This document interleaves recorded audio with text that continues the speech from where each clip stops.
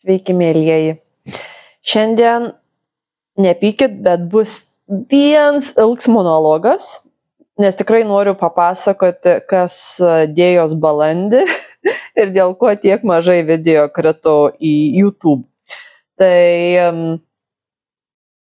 tuoj pasistatysiu kamerą. Nu ką, bandysiu taip greitai viską papasakoti, neišsiplėsti į detalės, negaištam laiką. Tai dabar yra paskutinė balandžio diena ir noriu apibendrinti visą šitą mėnesį, kuris buvo kupins nerimą, stresą ir daug nežinios. Ir staigmenų. Na, žodžiu, viskas nuo pradžių. Tai turėjau reikalų su Indonezijos vizos pratęsimu. Mano pirmoji viza galiojo 60 dienų ir su galimybė online prasitęsti dar 60 dienų. Tai procesą pradėjau 1,5 savaitės prieš pasibaigiant, ten, man atrodo, gal kelias darbo dienas ir šiaip turėtų patvirtinti, bet yra ten šiek tiek ir niuansų, reikia garantinę laišką, su kuriuo aš biškį susišikau. Po to čia Indonezijoje dar vyka šventinė savaitė po Ramadaną. Tai ir tada emigracijos ofisas Džakartoje, kur ten mano paraiška nukeliavo, nedirba, jo daugiau, man atrodo, negu savaitę. Tai, žodžiu, viskas taip tęsės ir žinokit, man parėjo patvirtinims, jog visa garantuota tik tai prieš porą dienų. Tai 1,5 mėnesio kybojau visiškoj nežinioj. Pirmas 2 savaitės plus minus buvo dzin, nes tada dar mano pirmoji viza galioja, bet po to, visas mėnuo tiesiog, ar aš čia dabar legaliai Indonezijoje, nelegaliai, kas bus. Šiaip čia irgi pora lietuvaičių, kurie gyvena Indonezijoje, sako, viskas bus tvarkoj, bet, žinot, kartais būn su visom tom vizom, kartais pasitaika išimčių. Tai nenorėjau būti ta išimtis, jog būčiau deportuota, ar kaip ten yra overstay, tai užsibuvai šaly ir už kiekvieną dieną papildomos susimokė po 1 milijoną rupijų. Tai tarkim, mano viza baigės 24 dieną ir kiek čia praėjo? 28, 29, 31, 32, 33, 34, 35. 35 milijonai. Tai, va, tarkim, iki pat 28 dienos, pirmadienio va šito, nežinojau, ar man patvirtins tą vizą. Ir kokias pasekmes, jeigu būtų buvę atmesta. Tai užsibuvau tada šaly 35 dienas ir būtų man reikės susimokėti 35 milijonus rupijų, kas yra 1855 eurai. Ir greičiausiai dar tą pačią dieną nebūtų pavykę išvykti, o tik tai sekančią dar būtų reikėję įsigyti kažkokius bilietus į kitą šalį. Nežinau, kaip būtų buvę su dviračiu. Žodžiu, aš prisigalvojau prašiausių, katastrofiškiausių scenarijų, bet tikrai yra viskas įmanoma, jog kažkas panašaus gal nutikti. Tai po to gali būti ir va taip deportuotas, po to tave gal į šalį neįleisti nuo metų iki 5 metų. Žinoma, po to liek tokia dėmė tavo kelionių istorijoje ir kartais tai gal pakišti koją keliaujant į tam tikras šalis. Tai iš tikrųjų turbūt dėl šito labiausiai pergyvenau. Aišku, pinigai čia tikrai suma kosminė. Dabar sėdžiu rami, jau 2 diena. Galiu susikaupti prieš tai. Dar pačioj pradžioj kažkaip galvoju patvirtins, taigi dzin, po Ramadaną, kai to šventės baigės, galvoju, ką čia dar porą dienelių patvirtins.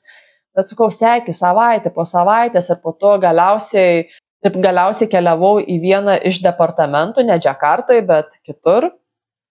Ir irgi sako, mes negalim nieko padaryti, turi keliauti ten, tai man ką dabar skristi į Džakartą dėl šito.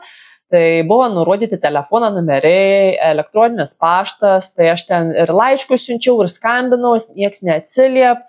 Tai man pasisekė, jog darbą pabaigoje kimarinau ten tam kitam departamente, kuris nieko negal iš tikrųjų man pagelbėti. Bet visi buvo tokie atsipalaidavę prieš savaitgalį Ir kažkaip pradėjom šnekėti ir sako, vienas vaikinuks, aš turiu pažįstamą imigracijoje į Džakartą, aš jam parašysiu. Ir žodžiu, kai tas vyruks susisiekė su savo draugeliu, visi reikalai pradėjo judėti. Ten man atsiuntė formą, kurią turiu užpildyti, nusinčiau, na, aišku, buvo penktadienis jau po darbo kelias minutės, tai jau nieks nieko neperžiūrėjo, bet po savaitgalę, šį pirmadienį, ir žinokit, man atrodo, man tiesiog pasisekė, atsidūriau reikiamoj vietoj, reikiamų laiku.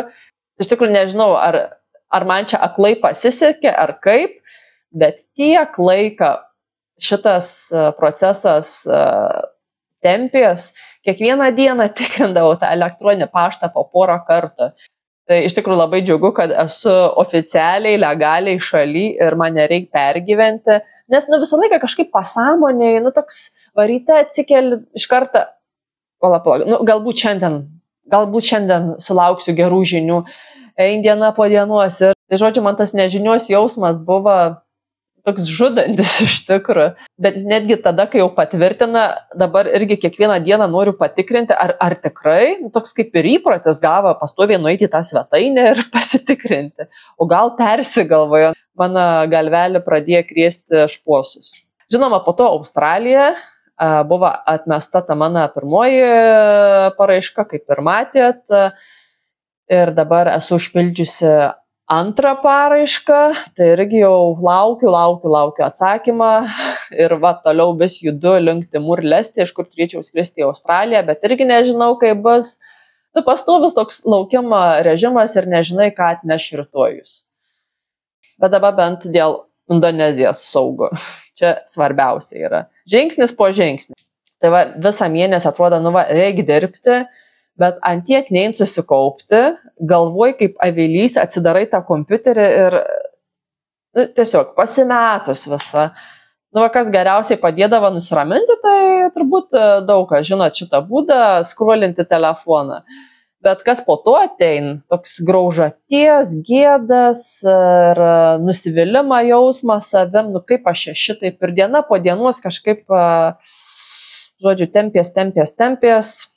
Ir buvo šiek tiek techninių kliūčių su kompiuteriu ir su GoProške, bet vėl stengiuosi susikoncentruoti ne ties problemą, bet sprendimo būdų. Tai teko įsigyti kamerą DJI, yra geresnė kokybė tamsesnių paros metu ir man atrodo garsas šiek tiek geresnis. Tai video nufilmuotus šitą kamerą išvysit po kažkiek video, nes dar yra tikrai nemažai prisikaupę, kas prifilmuota su GoPro. Na ir po to dar vienas toks dalykėlis ir galvojau, pasiliksiu savo, bet tiek to papasakosiu, nes irgi labai įtakoja mano savijautą. Tai susitikau netyčia vieną veikėją, kuriuo keliavau Indijoje ir Nepale. Tai 2,5 mėnesio mes neturėjom visiškai jokio kontaktą, aš neturėjau telefono numerį, ištryniau, žodžiu, viskas. Nesvarbu, kad plius minus jo mynėm panašia kryptim, bet kažkaip galvojau, ne, tikrai be šansų susitikti, bet prašau, važiuoju pro šalį, tokia kavinukė buvo ir matau dviratis. Ir nebet kieno dviratis. Ir po to tas veikėjas man mojuoja. Jo, nebuvo nei keista, nei ką, bet vis tiek. Jau atrodo padėtas galutinis taškas ir bum. Man atrodo, po 2 savaičių vėl bum ir žiūriu, minu pro šalį restorane, vėl kažkieno dviratis. Po to atminiau į vieną miestą, nueinu į vieną renginį, žiūriu, bum, ir vėl pažįstams veids. Žodžiu, mane tikrai labai veikia. Tai žinau, kad tikrai nekeliausim kartu, bet taip keista, mini viena kryptim ir taip tik tai susimatai, žodžiu. Tai irgi tokie dviprasmiški jausmai, jis vis tiek nori keliauti viens. Man visą laiką palikdavo tokį nemalonų jausmą, tai aš kažkaip ir nebenorėdavau jo susitikti, bet likims mėgst papokštauti. Tai toks mano tas balandis. Tikiuosi susikaupti, grįžti į darbus. Esu šiek tiek labiau motyvuota, kai pagaliau turiu naują kamerėlę ir geresnės kokybės video, nes jo, su GoPro tai iš tikrųjų daug medžiagas net nepanaudoju dėl garso ir dėl susiliejimo, nu, žodžiu, labai prastas stabilizatorius. Atidaužiau. Tai ačiū, mėlyjei, kas išklausėt iki galo. Turit tikrai labai gerą dėmesio koncentraciją. Ir jau sekantį video greičiausiai grįšiu su įspūdžiais iš kelionės, bet tam kartui, jo, sužinojot kas kaip. Gerai, čiau. Mua.